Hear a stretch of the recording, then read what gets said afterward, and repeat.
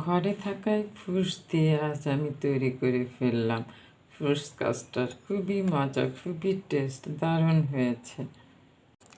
Fruits custard করার জন্য এখানে আমি খেজুর নিয়েছি, আঙ্গুর নিয়েছি, আনার নিয়েছি, কমলা নিয়েছি, আপেল নিয়েছি, কলাও নিয়েছি। এবং এটা রান্না করার জন্য এখানে আমি আধা কেজি লিকুইড দুধ নিলাম, আর এর সাথে পাউডার দুধও যাবে ঘন করার জন্য। আর এখানে আমি কর্ন চাষ নিলাম এবং কিছু পরিমাণ চিনি নিলাম। তাহলে রান্নাটা এখন আমি শুরু করছি। একটি হাঁড়িতে আমি এখানে আধা কেজির মতো লিকুইড মিল্ক দিয়ে দিচ্ছি এবং এর সাথে আমি 3 টেবিল চামচ গুঁড়ো দুধ নিয়েছি, সেটা পুরোটাই আমি দিয়ে দিচ্ছি। দিয়ে এটা নাড়তে থাকবো।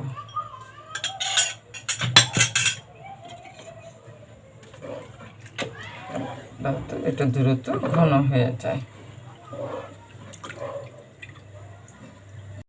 আমি এখানে 2 টেবিল চামচ কর্নস্টার্চ নিয়েছিলাম, এখানে একটু লিকুইড মিল্ক দিয়ে এটা আমি একটু গলিয়ে নিচ্ছি। যখন এটা ঘন হবে তখন এটা একটু গলিয়ে আমি রেখে দিচ্ছি এবং এটা আমার অনবরত মিডিয়াম আছে জাল করতে হবে। যেটা আমি এখন একটু গুলিয়ে রাখতেছি। 2 টেবিল চামচ কর্নস্টার্চ নিয়েছি, অ্যারারুটও নেওয়া যায়। এটা আমি তাহলে এটা একটু ঘন হতে থাক। এটা একটু ঘন হলে তখন আমি একটু ঠান্ডা করে এই কর্নস্টার্চটা দিয়ে দেব। তাহলে এটা একটু ঘন হোক, এটা অনবরত নাড়তে হবে। দুধ একটু ঘন হয়ে আসছে, এখানে আমি স্বাদ মতো 6 টেবিল চামচ চিনি দিয়ে দিচ্ছি। স্বাদ আর যদি চিনি লাগে তখন আবার পরে দেবো। এখন আমি 6 চামচ দিচ্ছি, 6 টেবিল চামচ। এটা আর একটু ঘন হলে ঠান্ডা করে এর সাথে আমি এই যে গলানো কর্নস্টার্চ দিয়ে দেব। তাহলে আর একটু হতে থাক। দুধটা জাল করে অনেকখানি ঘন হয়ে গেছে, আমি এখন গ্যাস অফ করে দিচ্ছি। একটু ঠান্ডা করে তারপরে এই কর্নস্টার্চটা আমি মিশাবো। তাহলে এটা একটু ঠান্ডা হয়ে নিক। গ্যাসটা অফ করে দিচ্ছি।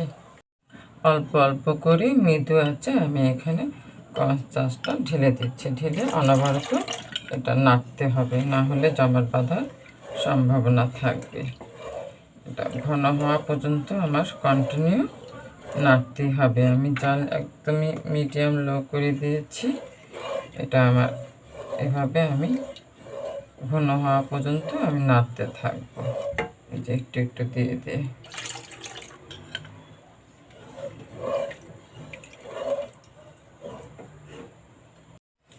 যেহেতু আমি এখানে কাস্টার্ড পাউডার দিইনি, সেই জন্য এখানে ফ্লেভারের জন্য আমি এখানে একটু ভ্যানিলা এসেন্স দিয়ে দিচ্ছি 1 চিমটি।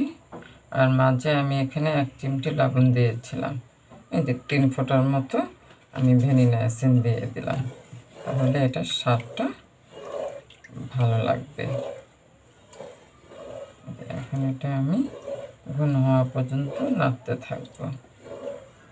কাস্টার্ডটা ঘন হয়ে আসছে, এখন আমি গ্যাস বন্ধ করে অন্য জায়গায় এটা ঢেকে ঠান্ডা করব। আর এই ফাঁকে যে বাকি যে ফ্রুটসগুলো আছে আমি কাটিনি, সেগুলো কাটি রেডি করছি। যে একদম সুন্দর ঘন হয়ে গেছে, ঠান্ডা হলে এটা আরও থকথকে হয়ে যাবে। আমি গ্যাস বন্ধ করে দিচ্ছি আর এটা আমি ঢেকে রাখবো, তাহলে এর ভিতরে সর পড়বে না। কাস্টার্ডের মিশ্রণগুলো আমি একটা বোলে ঢেলে নিচ্ছি। খুবই ইজি, আমি এখানে দুটার ভিতরে করব, এই জন্য আমি অর্ধেক নিলাম।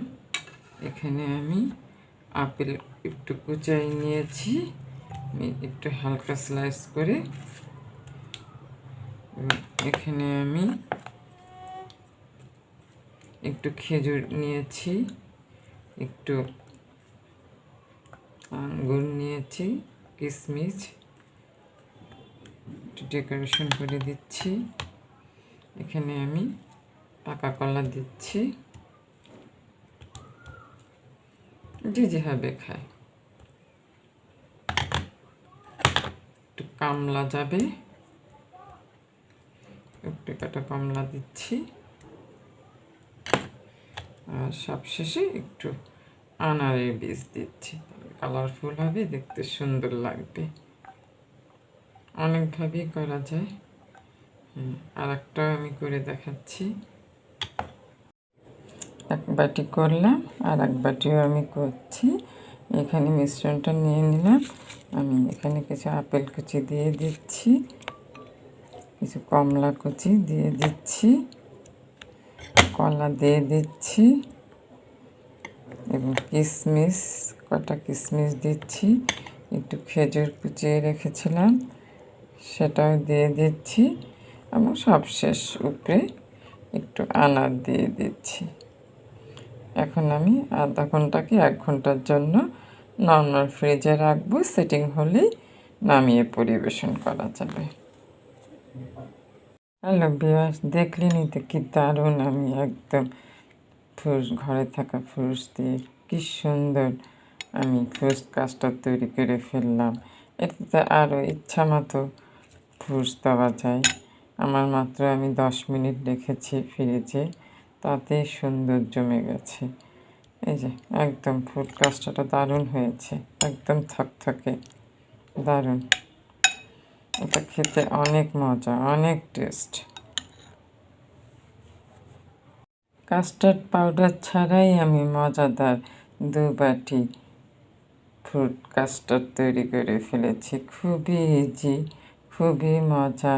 আমরা এটা অ্যারারুট দিয়েও করতে পারি, তবে আজকে আমি কর্নস্টার্চ দিয়ে করেছি। খুবই মজা। এই যে একদম থকথকে ঘন হয়েছে। ইচ্ছা মতো আমার ঘরে থাকা এই যে আপেল ছিল, কমলা ছিল, খেজুর আমাদের এগুলো থাকেই, আঙ্গুর থাকে, কিশমিশ থাকে, আনার, যে কোনো ফল, কলা, এগুলা দিয়ে আমরা একটু দুধটাকে একটু ঘন করে আমরা খেতে পারি। খুবই পুষ্টিকর, সুস্বাদু, এবং এটা লঘু পাত্র যেহেতু ফ্রুটস আছে।